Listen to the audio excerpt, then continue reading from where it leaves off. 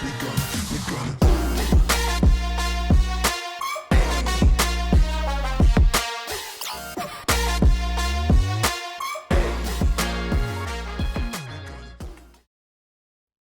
NAIA Hoops Nation, and welcome to the Road to Muni podcast.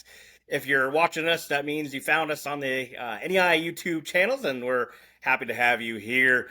Coach Lubbers and I are going to go through the opening round of the NAIA Men's National Championship here. And Coach, the bracket is revealed. There's no more speculating, and it's just a really fun time of year as we I know everybody is dissecting the bracket, and whether you're happy or sad or whatever's going on, it's still a really fun time if you're in right now.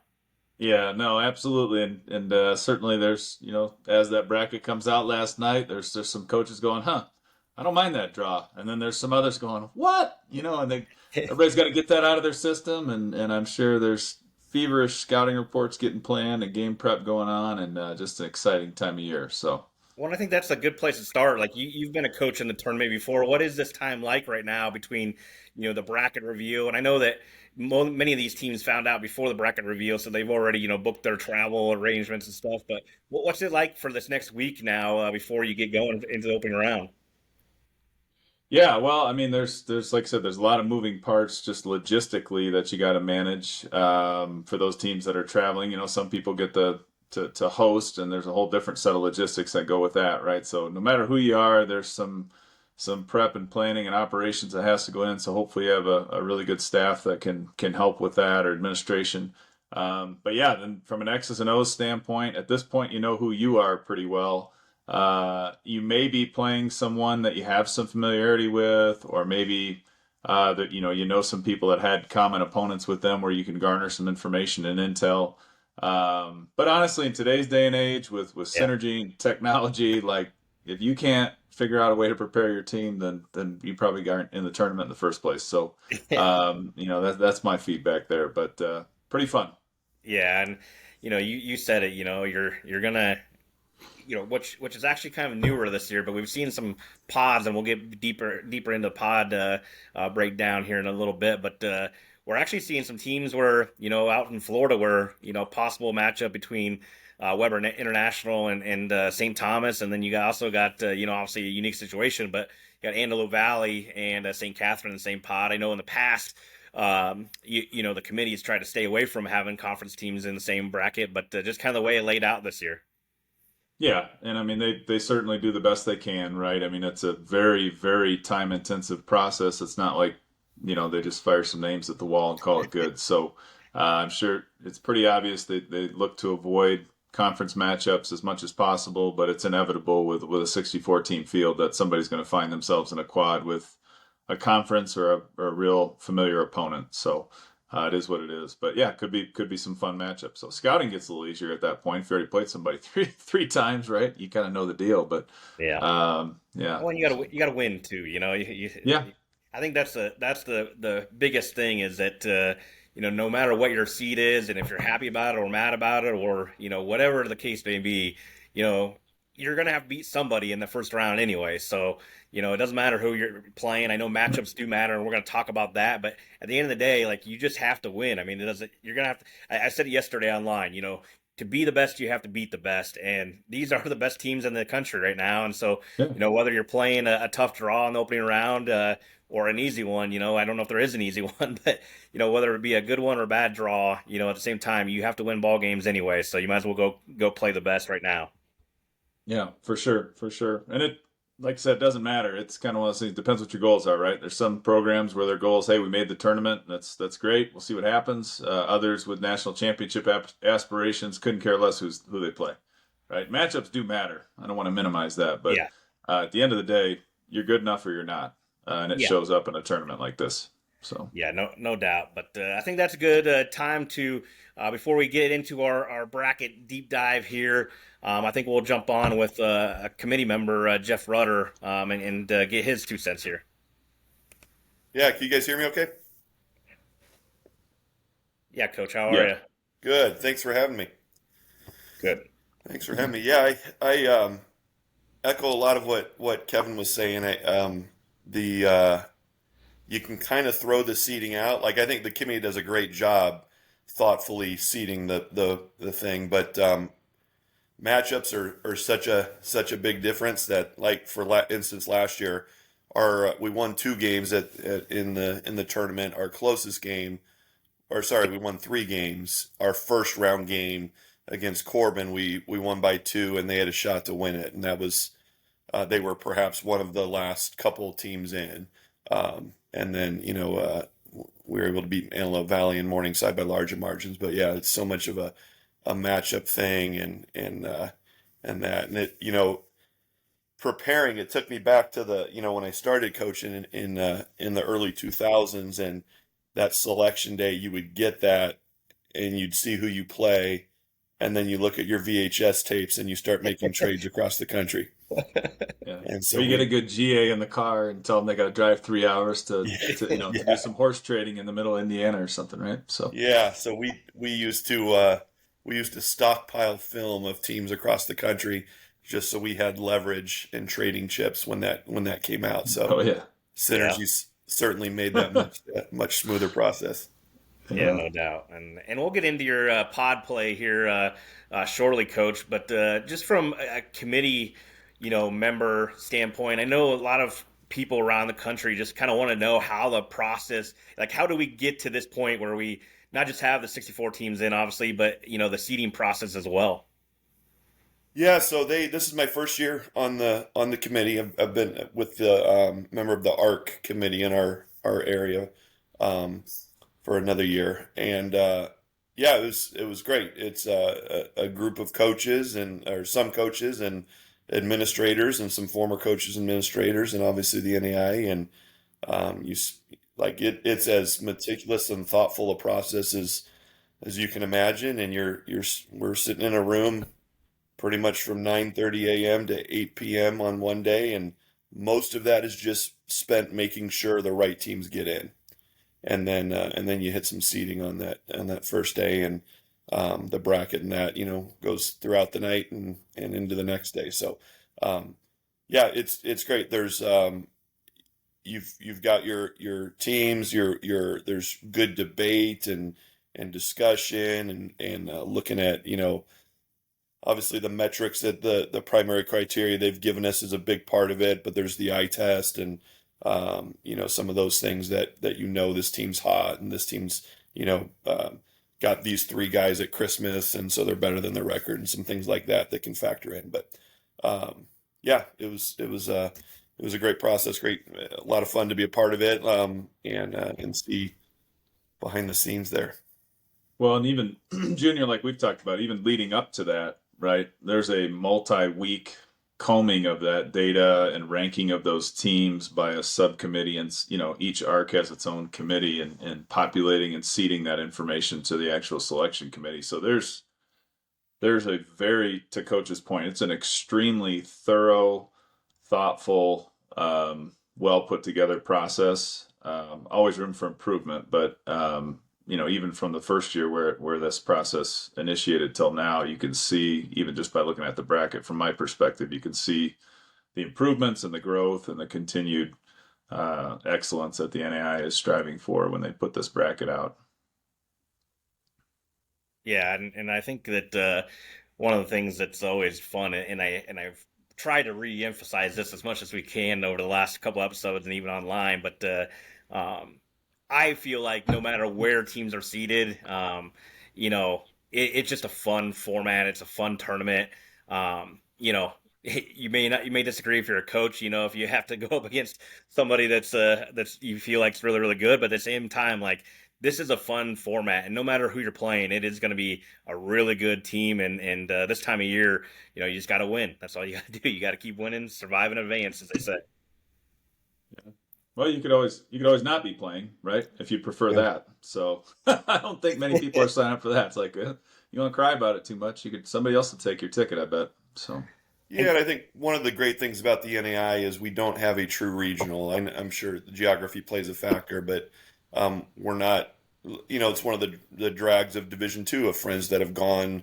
The NAI coaches that have gone for Division II. the grass is not always greener, and they really, really miss our tournament, is what they always talk about. Like they, getting to play some teams from out of your area that you haven't seen, and maybe you've never seen your whole career. And that opportunity to compete to get, if you get to Kansas City, like it's just such a special, unique experience in the college basketball landscape. Yeah, we talked about it on our conference tournament preview, or even after the last episode we were on. I know that D2 format is no offense to anybody in that one, but playing the team for the third or fourth time is no fun. So definitely prefer this format. And like I said, it's no matter what where you're seated, we talk about it a lot. If there was 100 teams, 101 and 102 would be upset. So Yeah. but this is a fun 64 teams. I know, Coach, you're looking forward to hosting. And before we even jump into pod play, we'll try to maybe transition over. I know you guys hosted last year too. What's it mean to be kind of a host school, and what goes into that for you guys? Yeah, it's pretty cool. Certainly from a basketball coach perspective, you want to be, doesn't matter who you play, you want to be playing at home. Um, but from an institution perspective, like it's a lot of work, and our administration does a really, really good job of it. It was kind of all hands on deck, for the weeks prior up, leading up to that, to make it a special experience for the teams and student athletes coming. So we're excited that our community really can't, like, we're always invited. We're in a big city, so there's a lot of things going on. So you're always competing for community support, and we had more come out for that than we did for even some of our big games, big league games, and rivalry games. So it was great to have a packed gym, and a ton of just a great atmosphere and ton of energy in the room, and some of those community folks who've been begging to come out and check out NAIA basketball all year, and then they finally made the trip. So got a little media coverage as well, more so than we do in some of our big games. So yeah, it's a big deal. Coach, jumping right into our bracket breakdown here. We're going to jump into the Naismith bracket. Obviously the number one overall seed, Grace, coming in heading off to Winona, or heading home to Winona Lake, with a really good quadrant there. As you're going to see a theme throughout this way, matchups matter, and there's a lot of fun ones in this one, and a lot of tough teams in this one too. I'm excited for all, but jumping into this one here, Grace has a matchup with Washington Adventist, who Coach, I don't know if you got a chance to watch YU play much of this year, but they are big. I mean, they are absolutely huge as a team, and it's good that they are going to be big, because they're going to go up and face against the best big man in the country, and National Player of the Year favorite Elijah Malone. But then even the 8-9 seed here is going to be a lot of fun here. You got a Union team that is a veteran group. You and I mentioned in the beginning of the year, they're a team that lost their coach a week before their first game.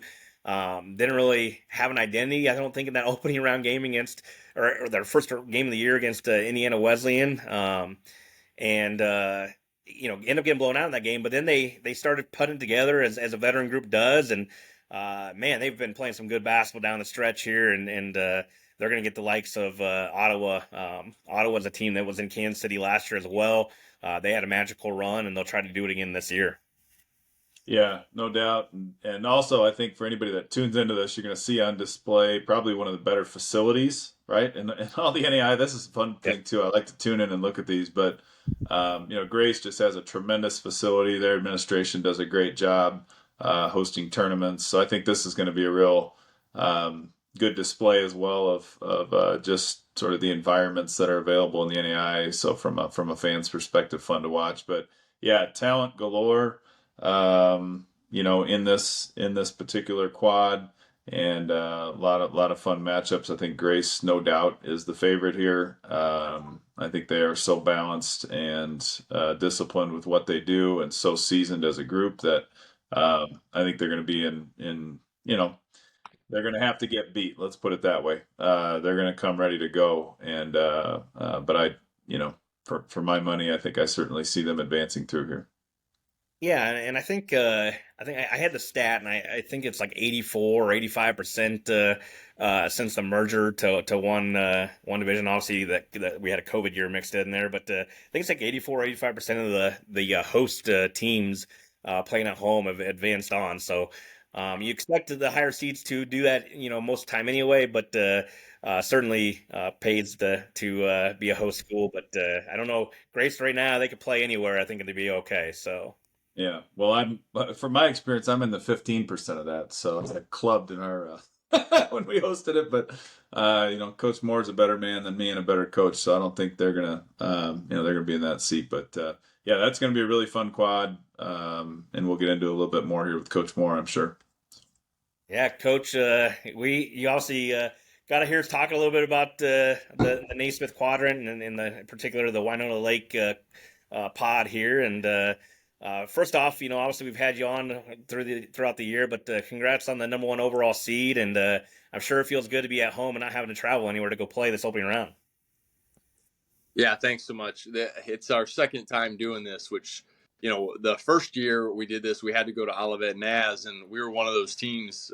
We had to play against a really good Olivet Nazarene team that was really highly seeded on their home court. And, that was honestly, it was kind of Elijah's coming out party. He was playing against Alex Gross, one of the best players in the country, who obviously got to go down and finish his career at another school. But last year we got the chance to host, and it is a big deal. I think the other thing is just the campus is pretty buzzy, and being in the Crossroads League and having our games closer, we always have good support. But this year's just been a little bit different, and I'm excited because those three coaches who are coming, I don't think they realize like it's there's not going to be a seat left. They're probably going to have to shut the door Friday night, which is going to be fun.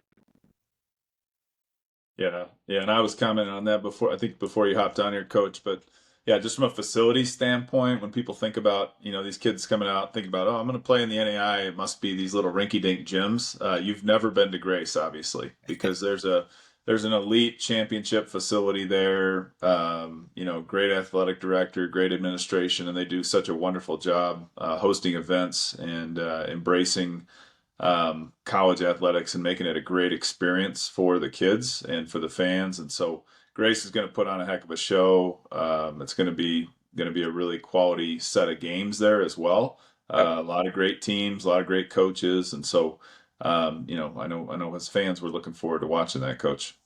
For sure. I heard you guys talking a little bit. Obviously, Adventist has had a lot of success here in the last years, and Coach Crairies went down to St. Thomas now, but they've kind of picked up and just kept winning. And how about that second game, man? Like, I will say this: we're going to be the first game. I told my brothers, like, man, I can't wait to sit down as a fan and watch in Ottawa go at it.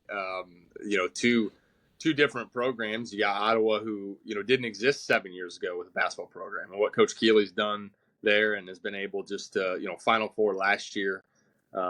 This is spectacular. And Union, it's rinse repeat, man. It's win the Appalachian again, win 22 games in the league, and then they're a national tournament team, and obviously they've got some guys that are some dudes. So it's gonna be fun, man. We're gonna have our hands full. We're gonna play really well to get out of here, but it's a fun time of year. Yeah, and I don't know if you've begun to watch Washington Adventist yet, or what your plan over the next week looks like. But we were mentioning before you got on here that I think they're maybe one of the bigger teams in the country. So they certainly will need it. Obviously going up against Elijah, but again, I don't know how much you've looked at them or not, but a fun group and a team that has some good wins on the year already as well. For sure, and luckily we got some big dudes ourselves, so that helps. I've become a really good coach all of a sudden when I'm rolling out Ian Scott and Elijah Malone. It's like, man, this is easy. But that's the thing about this tournament. I know you guys have talked about it. Everyone gets so caught up in the seeds and, hey, the bracket slides this or this. But the fact is, it's, these teams aren't 10 seeds. These teams aren't 14 seeds. These teams aren't 9. What they do is they're probably more in kind of these brackets of, if you're a 6, you could be a 9 or 10, and they have to slide to do this. So like any other coach in the country, everybody looks at it and probably overreacts and gets upset. But I think for the most part, they got the right 64 teams in, and at this point, man, matchups are everything. So I don't care what the number says in front of your name. If you get a bad matchup and you don't show up, you're going home and you're not advancing. So awesome matchups across. It's so exciting. Like you're looking at that. Like how about the Jessup in Idaho? You've got so many first round matchups and potential second round matchups. You're like, gosh, as a fan, the worst part about being a coach is you don't get to watch this. You have to take care of business, and then you got to watch on demand or something like that. But pretty awesome, man. Yeah, and we did bring it up earlier that if you're this opening round, I mean, it's just so much fun, and the quality of basketball and that is being put out on the floor, no matter where you're at across the country, it's just so good. And we've tried to encourage people, obviously if you're anywhere near any of these places, probably not in Winona Lake because that place is going to be sold out, but any of these other locations, you're going to get a chance to watch some prime basketball over the next couple of weeks here. Yeah, it's fun. Junior, have you slept in the last 48 hours? I'm going off of 3 hours right now. I sit here and I just show up and I see all these great graphics and all these coaches are. I just kind of show up and I'm the sidebar. So this is great. I slept great last night and woke up to these nice PowerPoints that Junior's presented and everything else. I'm not stressing anymore, right? So you don't get email or hate messages on social media that you get for like, hey, why did you have me as a 15 or we're not in the tournament? And yeah, that's great. I never get those. You couldn't find me if you tried, fellas. So, unless you got my cell phone number, you don't know where I'm at even, which is a good way to be. And I'll sleep really good on these first round, second round matchups because I don't got to scout or prepare for anybody. So it's great. I just get to cheer my friends on and see some great hoops. So it'll be fun. It's a good feeling for sure. There's days that I'll tell you that I envy Coach Lubbers over there that is social media less and I'm like, that is a smart man. And then I realized that, then we would lose all the fun because we have a lot of fun conversations as well. But, well, it is. I want to make sure it's like in Colorado or something like that in the bush in order for that to take place. If you have any society around you and you don't have, cell service or you got, all this stuff going on, you got to be connected. But he can hide. He's got those mountains and valleys. Yeah. It's crazy. Look, guys, anybody can choose the social media free life. All you young people out there, don't be confused. You do not have to have it. Life, it's amazing. I wake up every morning, and somehow the sun still comes up, and I don't have social media. It's really amazing. So you read that, fun. Buddy. That's right, paper. I'm getting rid of the phone here by age 50. That's a personal goal. So you can find me with a paper letter if you want to find me. So, well, Coach. I know the Lancers, the number 1 overall seed. Again, congratulations on a big time year. I know you guys got bigger goals than just that in getting back to Kansas City and making a national title run. And we wish you guys the best of luck and hopefully get a chance to see you in Kansas City. Yeah, thanks, guys. Again, thanks for your platform. And it's been cool since I was a player back in 2005, 6, 7, 8, and to see where really the NAIA in general has come. The amount of players, coaches, leagues. Going one division has helped just kind of broaden, obviously, the East Coast to West Coast, more eyeballs. But I think there's more eyeballs on our level than ever before. And I think, you guys have a big reason for that. Junior, your work has been outstanding. So don't stop now, man.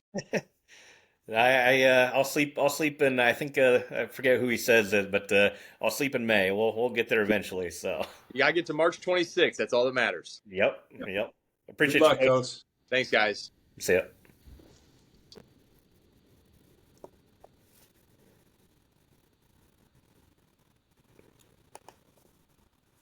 Yeah, again, can't talk anymore about how good the Lancers are and favorite to win it, number 1 overall seed for a reason, but it's March, Coach, and a lot of things happen in March, so we're not going to just crown the Lancers the champions quite yet. We got a lot of basketball to be played there, and including a fun quadrant in Orange City, Iowa. I think you got a lot of, we've been talking about matchups and stuff here, but You got a Northwestern team that is the GPAC co-champions. There's a three-way tie, but a Northwestern team that's basically been a top 15 team in the country all year round. Playing against another team, St. Mary of the Woods out of Indiana, that you know, just a couple points away from a River State's conference title. First year coach Jesse McClung's been doing a great job with that program, and Kobe Barnes is one of the best players in the country, and a mismatch nightmare. I think this game is got all the potential to be a big time game, and then same can be said in the other one. You got Oregon Tech, Kaiser, two teams that aren't afraid to push the ball, and obviously Vincent Mikovits is a really good player as the Sun Player of the Year, but you maybe have two of the top point guards in the country in this game, and Guerrera from Oregon Tech, and Bobo Sermons, the freshman from Kaiser. I'm really looking forward to those two. I love good guard play, and those are two of the best in the country right there. Yeah, no doubt. And then you also got Ben Callsbeek in the squad too, right? Yeah. So, who's just an absolute load. So, I think we highlighted him earlier in the year, on one of the coaches' corners things, and he's a player that's just phenomenal. So yeah, again, this bracket I think has some of the best. Everybody's got good players, but this one is really loaded with the whole bracket is right with great players, but there's some really talented individuals Well, inside of this, and well, not just player and individual wise, but if you look at across the way at the coaches the coaching of the year in each league, I believe yeah, there's 6 coaches of the year in the Naismith quadrant alone. There's right, six coaches that won coach of the year in their league. I mean, that says something right there on the Naismith yeah. quadrant. Yeah. And if anybody, I'm gonna keep highlighting him because I think he's really, really talented. Has been Callsbeek. If you want to go back and watch, Yeah, what was it? I think Midland they played this year, and he was like triple 20 double. for 30 from the field, had 52 Oh yeah, points. I mean, just 52 points. Yeah. absurd. His numbers are just absurd, and it's fun. But again, styles, matchups, the guard play in that Oregon Tech Kaiser game is going to be great. Not good, it's great, and yeah, this is really, this is just like the other brackets we've looked at. This particular set of games, the 5-12, 4-13, it's there's a lot of pick'ems involved once you get into these type of seedings. Well, and like Coach Moore just said, there's a seeding, especially at the NAIA level. This is not the NCAA tournament where people can just go pack up and go fly around the country. There are some teams that can do that, and they are doing that. We're going to talk later about the Masters heading back to Florida again this year. But like these seeds are just numbers. Like some of these teams are much better than their seed. Is just kind of where they got slotted in. I think you're going to see a lot of that as our show goes on across Yeah. each quad here. Yeah, Kaiser better get their winter coats on though, because they never the boys from Fort Lauderdale or excuse me Palm Beach never seen weather like you find in Orange City, Iowa. So that they're going to be some eyes, but that's the fun part of this too, right? Some of these teams like a lot of those kids from Kaiser, even Oregon Tech, they've never seen anything like Orange City, Iowa. So that, maybe never been somewhere like that. So it's kind of fun. Well, as a guy that resides in Ankeny, Iowa, I can tell you right now that just to my friends at Kaiser, it'll either be 30 degrees or 75. I don't know which one, but it'll be one of the two. So Yeah, it's Chief. If you're listening, man, you can give me a call and I'll educate you on how to handle the Midwest. So go ahead and give me a ring. You got my number, and yeah, happy for Kaiser though too. yeah, I've known Chief for a few years now there, and he's done a really good job and built that back up. And to see them get into the tournament is really really fun. I know how hard he works. He's had some really cool stories inside of his program as well over the last few years, and fun to see their success. yeah. And listen, and you've lived it, so I know we can speak on this too, and you'll understand. But when we first started this NAI Hoops report, the two guys that were freshmen that we got to follow throughout their careers was Riley Minix, obviously a guy that really well, and then Miles Corey was another freshman at the time that two guys that jumped on the scene, and then also Mason Walters from Jamestown. They were all part of that freshman class, and I'm telling you right now, I'm not ready to put Bobo Sermons on that level yet, but if you want to talk about a freshman that we're going to get a chance to watch for 4 years, Kaiser has one of the best freshmen in the country, and I just love watching Bobo play. Yeah, yeah, no doubt. And those kids come along and they have great careers, and it's really fun when watch them. In the NAIA, a lot of them are sticking too. They stick for Yeah. 3, 4 years, and it's pretty cool to see. And then you got kids like you said, like Riley, that go on. Now he's a Division I Conference Player of the Year, right? So the talent is here, folks. So this will be a fun one. Yeah, talent is here, and it's a lot of fun to watch, and excited about this Orange City. Moving over to a Montana Tech site here. We can say it all the time. Another good bracket here with Hope International and Lois Clark State, two teams that both have coaches of the year in their respective leagues going up against it. Obviously, Austin Johnson at Lois Clark State having a great young career already. And already has a Fab Four appearance as well. So a lot of fun, a lot of good basketball probably played in that opening round matchup there, and then Montana Tech and Wayland Baptist. We got a Wayland team that probably we've had in the entire time. I thought Wayland, just from a standpoint, definitely passes the eye test, but I also want to just say, Coach, that as a team, the Wayland team, like if people don't want to play them in their quad, they probably deserve to be in the tournament. So that was why we always kept them in. Was like I know a lot of people that are like, they see that roster, they see that they knocked off the number one NCAA Division II team in the country early in the year. They've had an up and down season. They've had some injuries. They've had some players come back at that semester. Just a team that has the talent, and when they put it together, are very, very good. So. I'm glad Wayland got in. Now they got to go play some games. They got to travel a little bit out to Montana, but should be a fun matchup here as well. Yeah, Montana Tech. Again, I'm not on the social media world, so I don't know how much I've been chattering about them, but that's a really good team. And I think this is kind of one of those classic examples from my perspective of, the majority of the NAIA is not centered out west, right? Not centered out in the mountains, things like that. And so kind of thinking Montana, what's going on out there. But then you watch the game film and you're like, oh, dang, these guys can play. That is a really, really, really good team, Montana Tech. And so Wayland's going to have their hands full, again, playing out in Montana as well. But yeah, LC State, Hope International, what a great group of teams. And this will be a fun one. Yeah, looking forward to this one as well. And then moving down to that 2 line here, we'll get a chance to talk to Delano here in a little bit. But Florida Memorial team that went on and won the Sun. We've talked about the Sun quite a bit this year, and we felt like it was a good league. They got 5 teams in, and Florida Memorial is the Sun champions, and gonna go up against an Evangel team that they're a veteran group. Josh Pritchett. Has had a great career, and they've been in the tournament 3 straight years now, and even got a win last year.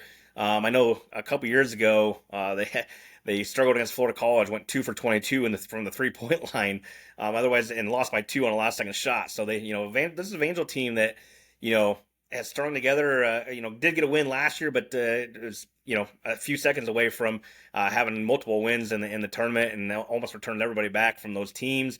You got a Baker team that got in as an at-large team as a 10 seed, but got healthy at the right time of year. Quentin Harvey back. Harvey really makes this team a even better team, and since Harvey's been back, this Baker team has only lost a couple games here down the stretch. They do have to go to play Sagu. The 7 seed is going to be the host here. Sagu's maybe got one of the best backcourts in the country, and CJ Hall, and I don't know if you'd say backcourt with Cortland Blake, but Cortland can play kind of all over the place, the 2, 3, 4, and certainly a lot of good players here as well. But a fun little Texas bracket here as well, Coach. Yeah. And I always look at teams too, like momentum's big this time of year, finding the rhythm of winning. And so those teams like Florida Memorial that are coming off winning the conference tournament, I think there's a rhythm to winning that comes in the postseason. When you can find that groove, it can really help as you go into these first round games, because you've been checking them off here for a week or so. So good group of teams, experienced coaches like always, and this will be a fun section. Coach, you want to talk? Or first off, congratulations, Coach, on a good year and a Sun Tournament championship. Looking around your quadrant here, you want to maybe talk about for you guys, what it means to be, a 2 seed, but then also, what your plan is here over the next week as you practice and prepare to head off to Texas to go play your quadrant. Yep. First, thank you for having me. You guys do a very good job with your platform on illustrating what we all do at this level. We appreciate you greatly. As far as this pod that we're in, it's another blessing, man. Just an opportunity to be in the national tournament. I think that's huge for us. To be recognized as a 2 seed, is great for that. I think it's even bigger for the Sun Conference, as well as our university. But we got a lot of great teams out there. We get a chance to play against Evangel, a team that I've never faced before, a team that I've seen from afar. I know they just changed leagues, so it's very interesting to be able to play that matchup. Sagu, very good team, very good host. Going to Texas is amazing. I would have loved to stay in Miami, but we're going to Texas. I think that's great. At the same time, you have a very strong Baker team that's there as well. So, it's really all about Evangel right now, and it's all about us just trying to be the best version of ourselves. Really, really being able to play at a high level. Yeah, and with 5 teams in from the Sun, which is awesome from a league doesn't have very many teams in general. You're basically playing a tournament game every night, so probably the entire season's helped prepare you now for the rest of March here. No, definitely. Coming into the year, we were talking about it as coaches just on, key points. I know the Sun Conference before I got here last year did a very good job of having teams make it to the Sweet 16. But you could just see this year with the recruitment side, and you already have really good quality coaches who have the ability to get to the national tournament. But now, the dogfight that we had in the Sun Conference and now be recognized to get 5 teams, I think is very huge for us.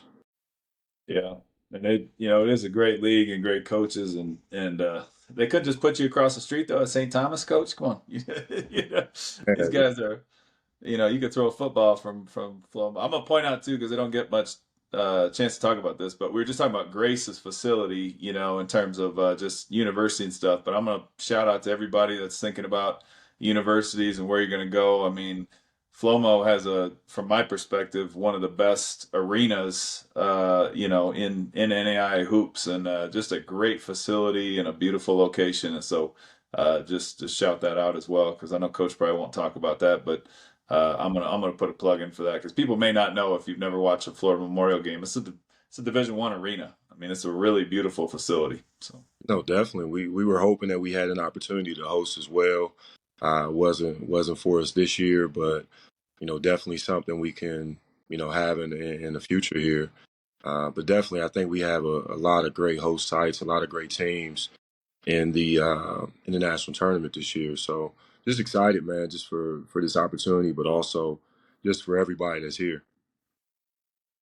Yeah, and Coach, we mentioned you've won a national title in this format too. I know it was you're one of the 3 teams since the merger to win a national title, and that was at Shawnee State, but now at Florida Memorial. What can you bring with your experience and help your guys as you guys try to navigate through? I know you're focused on Evangel mostly, but even this week of preparation and you just kind of knowing what to do and how to prepare.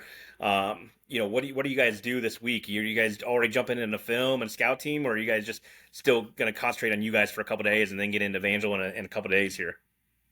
I mean, it's a great position to already have some type of history with the national tournament.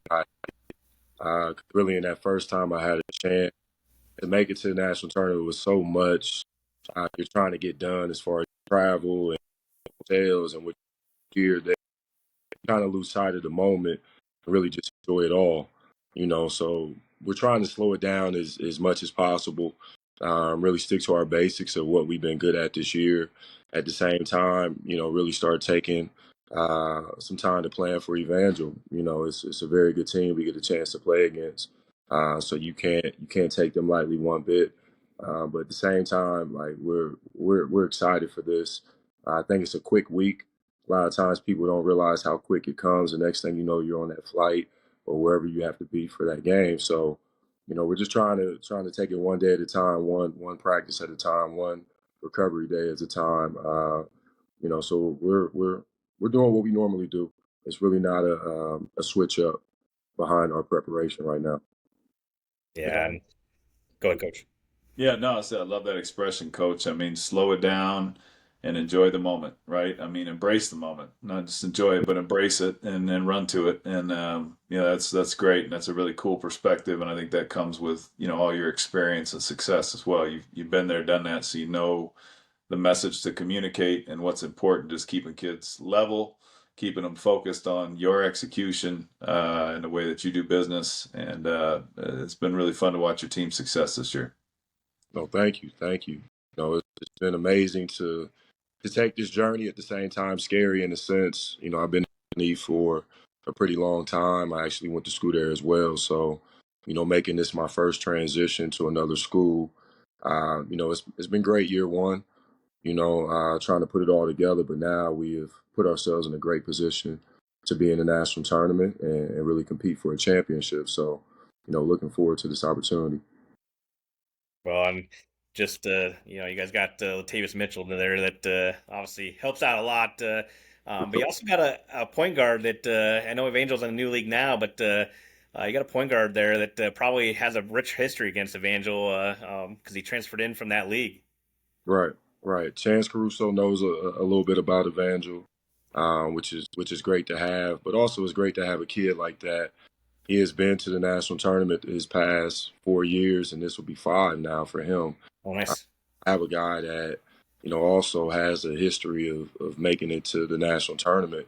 It's great to have. And just having a veteran team of guys that are hungry in this moment, but at the same time it's new to a lot of them too, you know. So I'm looking forward to having this for those guys and them really taking advantage of it. At the same time, on the Evangel team, they have a lot of seniors and grad transfers. So, you know, this the year for the old man in college basketball. So, you know, I'm excited for everybody that gets this opportunity. Yeah, well, Coach, I know the preparations already began, and we're looking forward to watching you guys play here next week. But hopefully, see you in Kansas City, and wishing you the best of luck here in the opening rounds. No, I appreciate it, man. We're just trying to be better and better each day. You know, each year, just waiting on that moment where you guys could say FMU basketball is good or one of our players is good. I love that message that y'all put out. Everybody looks forward to that of that recognition for their team. So I think you guys have done a tremendous job with your platform because I know a lot of people are sending their alerts or waiting for the alert of what you guys have going on and just putting it out for everybody. I don't think we would have this much knowledge of every team if you guys didn't, you know, do all you do with your platform of putting it out there for us. So thank you for making it bigger than what it was. And, you know, looking forward to this year of all these great teams just having a great national tournament. Yeah, appreciate you, Coach. I appreciate you guys. Thanks for having me. Congratulations. Thank you.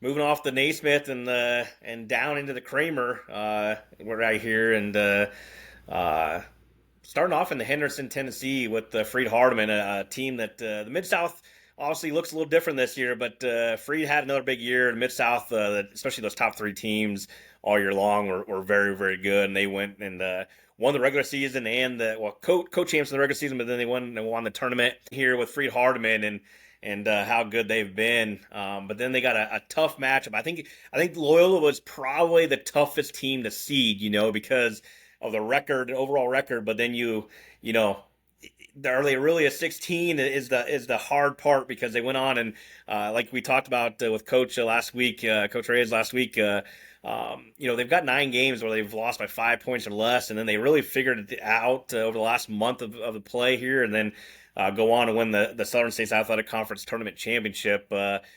Very tough matchup on this 116 seed here, I think. Yeah, it is, and you got highlight again in this. I think in this group here, three of these teams were tournament champions too, right? Yep. From the thing, and these two both, Freed, Hardman, Loyola. So it's not like Freed is playing bad basketball right now either. Let's make sure that's clear. I think they've had a great season. Loyola is starting to put together, right, these last month or so, a great season, and so yeah, two teams that are playing really, really well, and 63 teams are gonna end with a loss. Yeah. So 63 of these teams are going home. When they go home or by whose hand, we'll see. But yeah, two good teams here, and then that other matchup, Point Park, Texas College. Texas College, somebody I've pointed out before that I think is a sleeper that doesn't get a lot of talk sometimes, but they were in the Hunt Net League, and so I think that's another really good matchup there with Point Park and Texas. I know you've talked about Point several times as well. Well, I just think that that 8-9 matchup, whoever can control a pace is probably going to win that one. I'm not saying that Point Park plays overly fast, but Texas College, I believe, is one of the lowest scoring teams in the entire tournament, and but they win games. They play defense, they defend, they rebound, and they're big, strong, and this is a Point Park team that you know, last year they did not make it in. They were one of the last four teams, I think, believe out. And now they're going to have to string this together and see if I'm sure they're very motivated to go prove themselves out here as an 8-9 seed matchup, but to try to go win a couple games here. Yep. No, absolutely. I think this will be a fun group. Moving down to Kramer here and into Miami Gardens. Big Four, 13-5-12 matchup again. You got the Masters having to travel to Florida for the second year in a row. Last year, they did not play very well in that opening round. This year, they did go out to Florida early in the year, so maybe that'll help them get adjusted a little bit. They're going to play a Weber International team that has played good basketball over the course of the year. They got a couple big 20-point wins over some really good teams, and then on the bottom side here, you got a Pikeville team that was just kind of steady Eddie all year round, and they play some good basketball as well. And they got to go play a St. Thomas team that I think is outside of losing to Flomo in the tournament in the Sun Championship game, has also played some really good basketball here down the stretch as well. Yeah, no, and it's funny, you look at this kind of thing where we've talked about scheduling a few times throughout the year. So not only did Masters go to Florida, they went literally across the street and played at Florida Memorial. And now, so they're going to familiar territory. Man, team's been to Miami Gardens before. They probably got the hotel deal down. They know where to go. They know where to eat. So there's a rhythm to it there. And maybe they were prognosticating a little bit where, projecting a little bit where they might be, but they're in there. Other cool thing I like to point out sometimes when I see it, it catches my eye. Coach Rutledge at Weber International, I believe it's his first national tournament appearance, and has done an awesome job building that program up. Got them to 20 wins this year, so it's fun to see some new teams on the scene, and fifth team out of the Sun there to get in, like we were talking about. But Masters is really good. Pikeville, St. Thomas, all these teams are really quality, and one of those weird ones where you could, like we said before, you could end up with a conference matchup in the second round, which certainly helps the scouting front a little bit. But it's fun to see some new matchups as well. Yeah, we talked about Texas College a little bit, but the winners of the Red River Athletic Conference regular season and championship and tournament championship, LSU Alexandria. First year head coach Demario Jackson's doing a really, really good job with LSU Alexandria. You got Cassie Nat, who's the player of the year there, going up against Drew Lutz from Bethel, who can really fill it up. And then down the bottom line there, you got a Central Baptist team that really rolled all year long in the American Midwest Conference. Going up against Mid-American Nazarene, who had a 19-game win streak blown in their conference tournament semifinals, and but this is a Mid-Am team that I think that led by Anthony Brown and Ed Wright that I think when you're looking at tournament style teams or teams that are built for the tournament, I really like this Mid-Am team and how they were built. Yeah, absolutely. and then you see in here too another Crossroads team, right? Bethel going up against LCU, some contrasting styles there for sure. Yep. You're going to see two very different styles of play, and but a lot of talent on both sides of the ball. And then Mid American as Central Baptist, another great matchup here coming out of this quadrant. And then wrapping up the Kramer quadrant here, you got a Hastings team that another sophomore who's won GPAC Player of the Year, Reggie Thomas, and they're coming off a co-championship, but then also they won the GPAC tournament championship. A team that I think that is a little bit underrated, but certainly if you haven't seen Hastings play this year, you're going to want to watch them play. They're really good, and Reggie can really fill it up. I think he's one of the best players in the country just as a sophomore, and hopefully a couple more years of watching him play as well. They're going up against Mac U team that can really defend. So I think that's going to be a fun one. This is when I talked about Langston a little bit earlier, or talk about Langston when they only had 15 points a half. They were it was playing Mac U in that title game. Mac U only had 14 points, but certainly going to be a fun little matchup there. And then you got a Purdue State team that as a 15 gonna be up against Oklahoma Wesleyan, and Oklahoma Wesleyan with one of the best guards in the country, and DJ Talton Jr., and one of the best bigs in the country, and Jaden Lightsky. But this is a Purdue State team that is ultra talented, and I think they had a lot of preseason talk and hype, and then they battled some injuries and didn't really pan out until we talked about it for several weeks here. Got hot at the right time of the year and went and won the Hart Championship, and here they are as a 15 seed. David Wingate is very, very good. I think that Wingate-Lightsky matchup is going to be one to watch, and it's going to be I think this game could be potentially a lot closer than maybe people think, and that's no slight to Oklahoma Wesleyan. I just think that Purdue State has a lot of talent, and they're playing real good basketball right now. Yeah. No, this is should be interesting. I think those GPAC teams, I'm really curious to see how they do, throughout the tournament, and Oklahoma Wesleyan obviously had a great year. We talked about them early, the coach's corner, whatever else, but a lot of good stuff coming up there in that quad.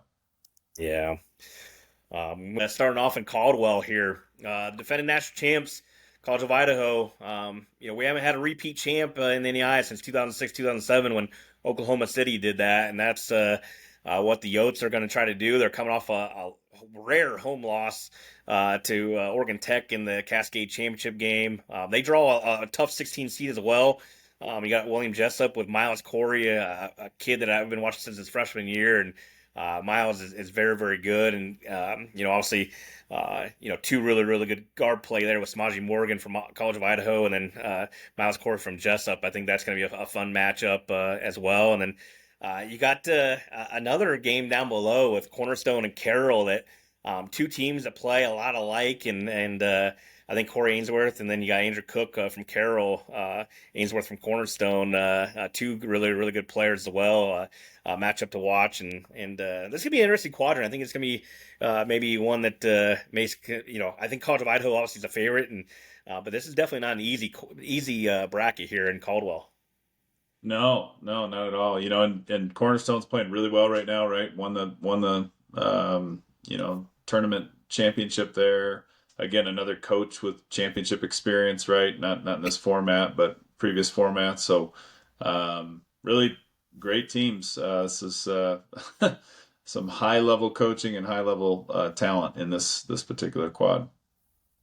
Yeah, and then not looking at potential matchups here. We're going to talk about the opening ones here, but I got Madonna Dort. Madonna coming off a tough loss to Cornerstone in the WAC championship game at home, but certainly a team that's played really, really good basketball all year round, and a Dort team that another team that veteran team that played in the GPAC that had some good teams in all year round. And then you got a Roosevelt team who you and I know like both, and Maurice Commander.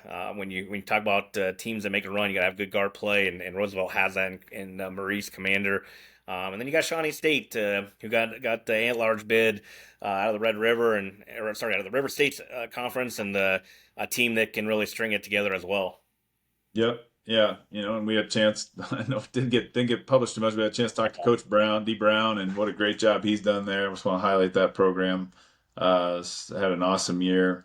But yeah, this is yeah, I can't say it enough. We keep saying it over and over again, but these sets of matchups are the ones that intrigue me the most. The 5-12s and 4-13s. I got my hooks into those, Coach. When we're when we're highlighting games, I think I these are agree. I agree. because the seeding is deceiving. There's going to be another one coming up here in a minute in this quadrant that I think the seedings maybe if I had to throw a little comment on seeding, I'm going to point it out here in a minute. But yeah, keep going. Yeah, I apologize. Looks like I didn't update these pictures on this one at 2 in the morning when I was finishing. But the Sioux City one here, we got Georgetown going to face off against Olivet Nazarene. Georgetown, obviously, national powerhouse is went to Kansas City again last year. Chris Briggs is one of the best coaches in the country. I think believes he's got 3 national titles already. And Olivet Nazarene with Tyler Schmidt. I mean, the CCAC Player of the Year and a really tough matchup player. We'll see how Georgetown elects to guard him, but that's going to be a fun little. And then you got Morningside and Lords. Morningside's the host as a 3 seed, and again played really good basketball to get to the GPAC title game, and I think they're a squad that with Eli Doble and Joey Scoff that can put it together pretty well, and then a Lords team that. They may struggle down the stretch, but they've put together some good stretches early in the year, and if they can get back to form, this is the Lord's team that can make a run. Oh yeah, yeah. And you've been talking about them for a long time, and it's good to see their name up here as well. And this will be a fun grouping of teams. Again, really good coaches and programs that there are some similar styles in here too. So this will be a really intriguing group to watch as it unfolds. Yeah, and moving down here to the Williamsburg bracket. You talked about nice gyms. There, this Cumberland's gym is one of the top in the NEI as Yeah, well, and yeah. I think all 4 of these teams will really like playing there. And yeah, that Florida College Marion game is going to be a lot of fun. I think Marion has been very good all year round, and had their long win streak ended by Grace, which is easy to do when you're playing Grace. But had a long win streak going on into the conference tournament, lost to Grace. They'll try to get back to form here against Florida College, but certainly one of those opening round matchups that people are going to have circled. Oh yeah, yeah, and this is one where you highlight, kind of throw the seeding out. I think if you see 10 seed by Marion's name, that's extremely deceiving from from my perspective. You're talking about a team that I think since the end of January they only got 3 losses, and it's to teams named Grace and Indiana Wesleyan, Yep. and they got a win against one of those as well. So they are no joke. Really, really good team out of the Crossroads League. So Florida College, again, you could make an argument for them to be a higher seed as well. So I think this is a game where seeding is very deceiving. That is a tough task for both those teams. We've had Coach Teichman on early in the year. I think this is probably one of my favorite matchups of the opening round, just in terms. I think it's 2 really quality teams, and then yeah, Cumberland's. Talked to Coach a few weeks ago. What a great job he's done, and facilities wise, again, I mean it's really fun for me to watch some of these great facilities be put on display. Not only the great teams and coaches. Yeah, and this Flander team as a 15 seed is very interesting. They're a team that won the GCAC tournament and got a lot of talent. So I think that there's not a team in this bracket like I'm not trying to slight the NCAA 16 seeds that usually get blown out. I don't see a lot of that happening this year. There's just a lot of good quality at the NEI level, and I think this Flander team's got the talent to at least make it a game. I'm not saying they're gonna pull the upset or anything, but you never know what's gonna happen. It's March, but that's a talented Flander team that maybe can make some noise. Yep, yep, no doubt. And somebody's going to upset somebody, right? It's going to Almost. happen. I promise you out there. I'm telling you, viewers, this is no different than the NCAA tournament. 63 teams are leaving sad. One team's leaving joyful, and I I can't wait for this thing to unfold. I can't wait to unfold either, and I'm going to echo what Coach said that this is a uh, certainly a bracket that's not going to go chalk all the way down the line. No, no We're going to chance. have yeah, and as we move on in the doer here, it's I'm sure that we're going to have a lot of fun here. Uh, from Arizona Christian, we're going to have Coach Jeff Rudder, and then from Antelope Valley, we're going to be joining us with Coach Jordan Mast. Coach Mast, I know you guys have been in a unique situation the last couple of weeks, but you're here, and we're happy to have you, and we're glad that everything worked out so you guys could play this game. Thank you. Yeah. We're just excited and blessed that we're here as well. With everything going on in our school, the players have been playing well and overcoming adversity, and so just the fact that we get to be in this tournament and compete and be one of the 64 teams, we just feel very blessed and appreciative. Yeah, and you want to maybe talk about the last couple of weeks? I mean, I know a lot of people may not know the whole situation, but you want to talk about what you guys are doing for practice time, and I know you guys are having to get your own vans to travel with and all that. Yeah, so unfortunately, our school has announced it's closing permanently. Today, actually, is the last day. So that news broke a couple weeks ago, and it was just kind of a shock to the guys in the midst of their season, trying to make a run here, getting ready for the conference tournament and the end of our regular season. And so initially, yeah, there was a lot of questions. Our focus wasn't quite on basketball. I was just wondering about these guys and what they're going to do. Since that point, we've got a few answers. We have been told by the previous ownership group who's taken over the premises that our players can stay through the season in the dorms. We are allowed to practice in the same gym we had through the end of the season. We just have very set times. So that was a huge relief. And from that moment on, I think it just kind of, the guys were able to go back to just playing basketball and focus on what they're doing as opposed to worrying about where they're living and all these other things. There's still a lot of questions that we got to figure out, such as finishing their degrees and, from underclassmen where they're going to go next year. But we're kind of playing it a year. So we got through our last few games of the regular season, got through our conference tournament. The next step's the national tournament, and then obviously the last thing will be where these guys are going to go, and our staff included. Well, I think that's a good point to jump in and say that if anybody's watching us, ADs or anybody around there, I know Coach Mass coming off another year of Coach of the Year out there in the Cow Pack, and has done a great job out in the Antelope Valley, and players too. If you I'm sure that he would like to take some of these guys with him if he can get a job, but also if you're out there and need them players, make sure that these guys find homes next year. I think it's uber important that we take care of our own, and Antelope Valley. Unfortunately, with them shutting down, there's a lot of people needing homes, and I hope that everybody finds one next year, especially you, Coach. I know it's probably a tough situation, but I know that there's some jobs opening already. I don't know where you want to move to, but hopefully you'll be able to find a home soon. Thank you so much. Really means a lot for the players and our staff.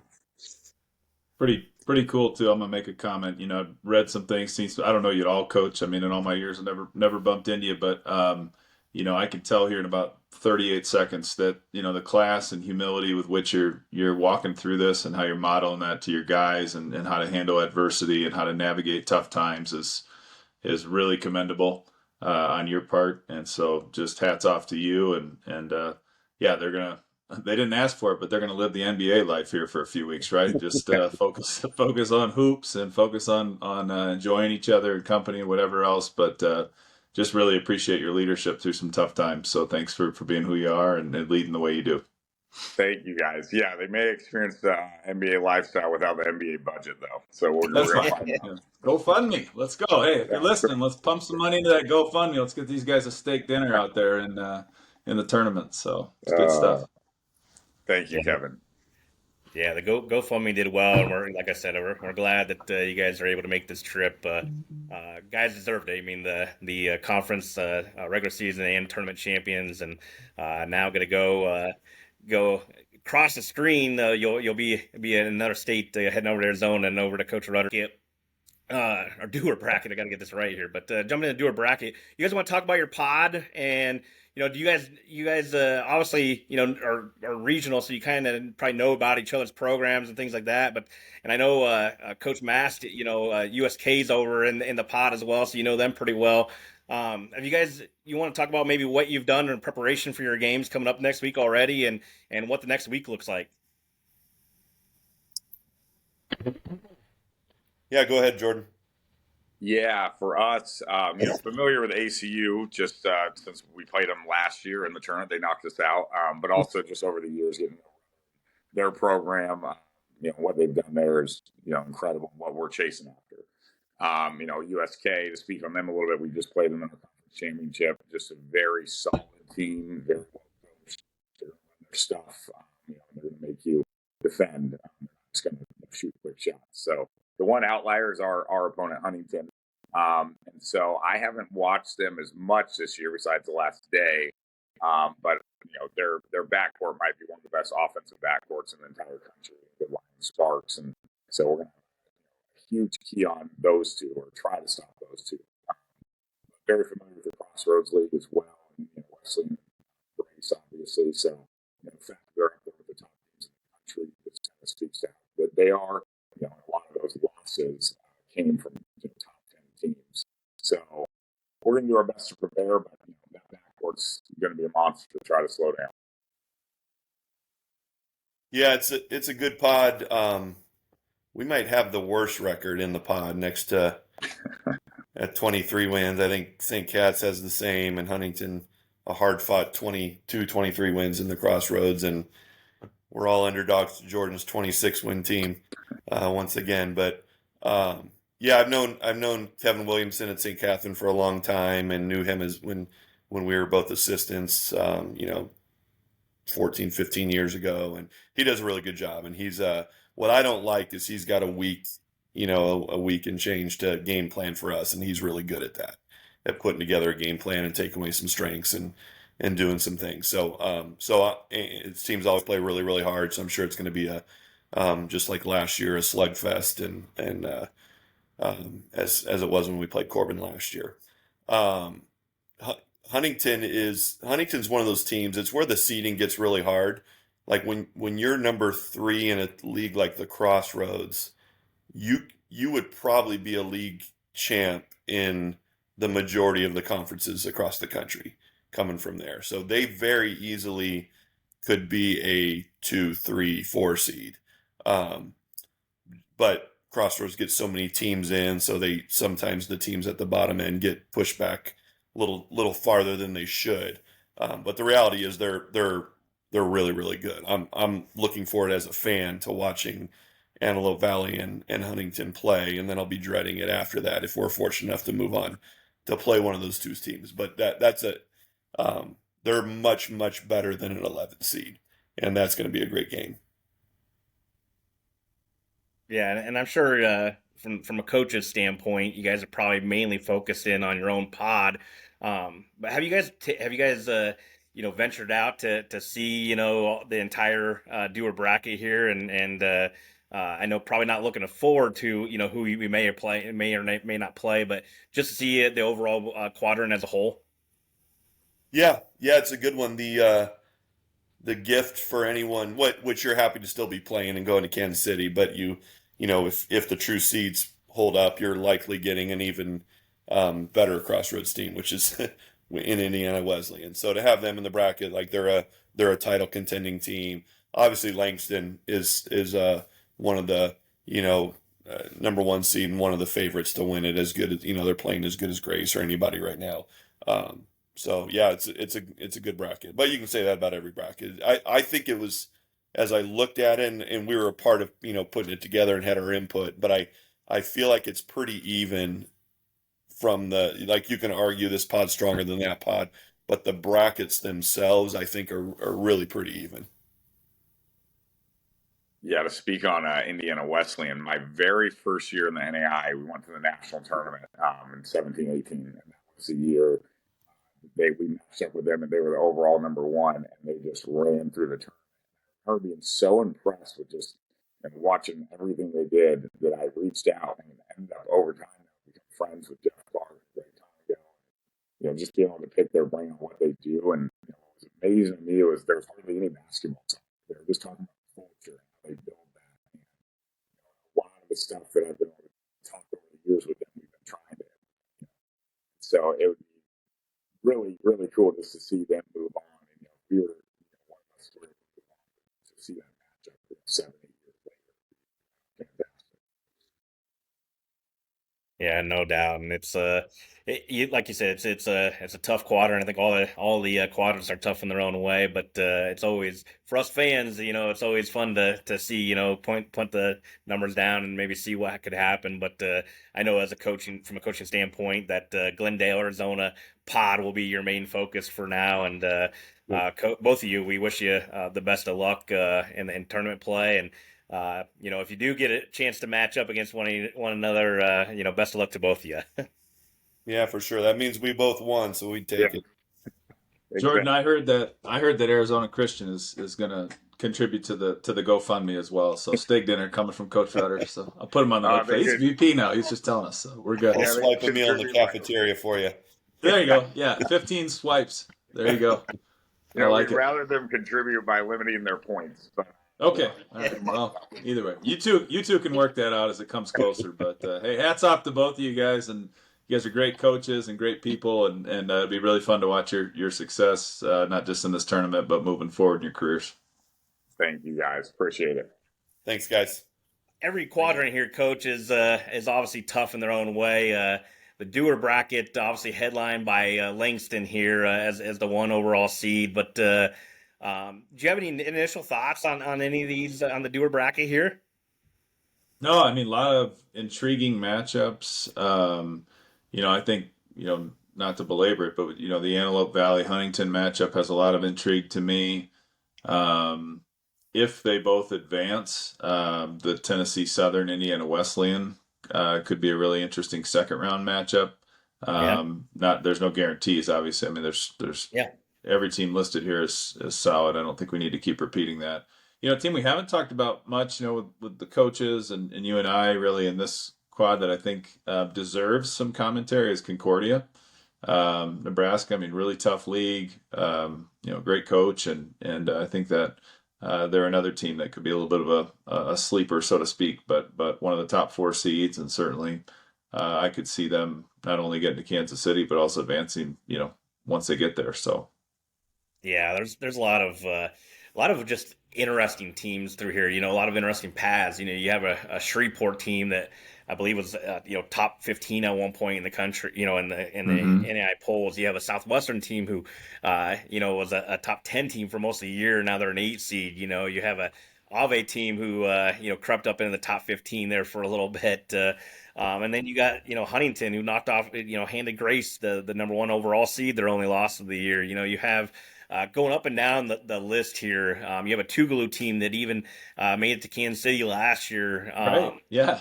Yeah, just a lot of fun teams, and I think you're going to find in every one of these brackets, there's a lot of different styles out there. But I think matchups in this one may play out even more than what we've already talked about, just because there's so many different styles, and you may have some angry people. I won't say angry, but you're gonna have some motivated people, motivated teams here. As like I said, they've had some top 3 or 4 teams here that were top 15 in the country at one point, and now are sliding down into different ones. But we'll start off with the Langston bracket here, in the Dewar quadrant, and Langston Bellevue. Bellevue is a team that I know that as a 16 seed out of the North Star for a couple times here have given one some issues. They're not a team that I don't think either one of these teams really plays a style that's up tempo. So Langston's a team that obviously we've talked about how good they are defensively. They're coming off a game, just put it in perspective, where the Sooner Athletic Conference title game where they ended up scoring 15 points in the first half and actually had the lead. So it just shows you how good a defensive team they are. And then you got a potential Anthony Roy as Player of the Year candidate for sure as well from Langston. And then going down to that 8-9 matchup, I think shots will be shot in this one, Coach. It'll be a very fun pace, I think, of play in that game. Obviously, you got the KCAC Player of the Year and Kevin Clark, who can really, really shoot it. And then you got an Ave squad who we've talked about quite a bit this year, who likes to let it fly as well. Yeah. It couldn't be. This is probably, for me, as I looked at it, the most polarizing set of teams you could have, right? One game could easily look more like a football score in the 40s, and the other one, could be triple digits. So just very intriguing quad and very different teams, and so that'll be a fun quad to watch as it plays out. And then either way, you're going to have a collision of styles in the second round, right? It's going to be Yeah.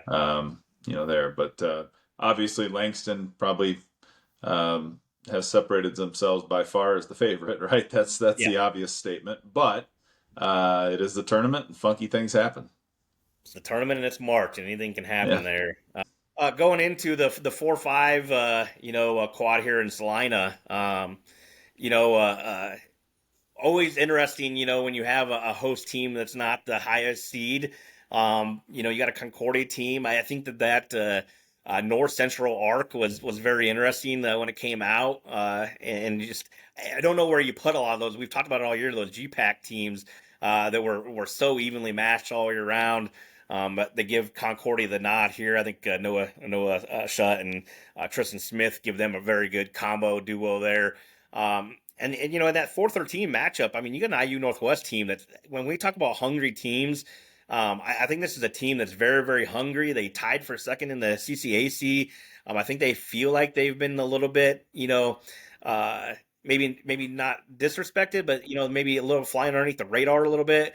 They play a tough style play, and they've been winning for the last month of the season here, and certainly could be a this is like March Madness a little bit, where we do see some 12-5s and 13-4 upsets, but as we have talked about all through the year, Coach, we're kind of anticipating some upsets throughout the entire tournament this year, just because of the parity in the NAIA this year. Yeah, and I think the ones and two seeds, those are typically pretty clear cut. 15, 16, pretty clear cut, but frankly, 3 through 12 or 13 in every bracket, you could probably shuffle those cards up or down 2 or 3 seeds. So I don't know that seeding quite matters as we look at where we're at and things like this. These are 4 really solid teams that at different times throughout the year have really proven their mettle, and I think this is going to be a really intriguing. This is a toss-up pick 'em from my perspective as I look at these matchups. So going to be a really fun one, and 4 really good programs heading out there. Yeah, and then moving down, and we also had coaches on in the Glendale, Arizona bracket here, and yeah, I mean, that Huntington Antelope Valley matchup. I know Sparks and Goodline are really, really good for Huntington, but Michael Hayes for Antelope Valley, is an Eric Nichols too. You got some dudes in this game, and and then I always enjoy these type of games because these are 2 teams that probably have maybe never been matched up against one another and are seeing each other for the first time, and this is going to be a fun game, and maybe one of the best in this quadrant in the opening round here. Yeah, no, for sure. That's going to be a good one, and great players too. As I think about, look at this. There's great players all throughout this tournament, but this particular quad's got some really top talent embedded in it as well. So it'll be really fun. Quality coaches, and obviously the Antelope Valley story. It is interesting. You think about how motivation and playing for something bigger than yourself. That can influence teams in this time of year for sure. I've seen it plenty of times, and Antelope Valley has a story that's attached to their run here. And I'll be very curious to see how this quad plays out. And obviously, there's a lot of people rooting for them, but there's a lot of people rooting for all these teams. So I don't want to just single them out, but it is a really neat story. So I mean, maybe an underdog story without being the underdog. Just everybody can relate to them, and I know that they may not all be in Glendale, Arizona, but I think that a lot of people are wishing them success, and maybe maybe not declaring they're their favorite team, but certainly everybody's rooting for them, and we wish them the best of luck on that one as well. And then moving down here to the 2 line with everybody heading to Marion, Indiana. You got a 7-10 matchup here. Like we said, Tougaloo is a team that made it to Kansas City last year, I believe. From even I have to go back and look. I forgot what seed they were last year, but I think 10 or 11 last year as well. They're a team that can really get it going. Then you got a UT Southern team that crept up into the top 10 late in the polls, and Darian Hudson is a really really good player, and I'm always a sucker for those guards that want to wear the number 55, and he wears it well and does a really good job. And then that 215 matchup, Indiana Wesleyan, it's very very tough to go into Lucky Arena and win ball games, but we'll see what happens in this Merriam bracket here. Yeah, yeah, definitely. Indiana Wesleyan certainly the favorite here, not just in seeding, but location as well. Playing at home, tough team. I think they're really. We said this at the beginning of the year with them that projected that second semester moving into the tournament they'd be finding their stride, and I think that's definitely the case. But they've also had a few losses this year, and certainly could be an interesting game, interesting matchup there. So all four of these teams are fun. Tougaloo is fun. I mean, it's a few years back they were in our quad as well, and had a chance to meet them and see them play. And I tell you what, that group's going to be energized. They are going to be ready to go. So UT Southern, come with your A game, because I've seen Tougaloo, and every people have at this point, right? Like you said, they were in Kansas City last year, and they're not messing around. They're coming to play. So be really fun quad. Yeah, and they got some new faces, but they're not going to play afraid. I can tell you that. So no way. Yeah, they're really fun to watch. Yeah, it should be a fun game there. And just going back to our bracket here, it's wrapping up our coverage here. It's Coach. I love this time of year. I know that everybody's in preparation mode. These opening round matchups all across the country are going to be a lot of fun to watch, and I think that like we said, we'll see plenty of upsets. You do every year, but that doesn't mean that the teams are overrated or underrated or underseeded or overseeded. But I just think that it's going to be the product on the floor in these opening round games. And if you're near any of these sites, and you're watching, please go watch these games, because I can tell you the brand of basketball that's being put on the floor between now and the national title game is going to be very, very good, and it's a lot of fun to watch. Yep, no doubt. But that is it for us on the preview show here. We appreciate everybody sticking with us. I know it's longer. This is going to be a lot of fun. So we'll have it covered on the website, NAIHoopsReport.com, and obviously on our social media feeds as well. But until next time, which will actually be, we'll be recording from inside Municipal Auditorium. This is the Road to Muni podcast with Junior and Coach Lubbers signing off.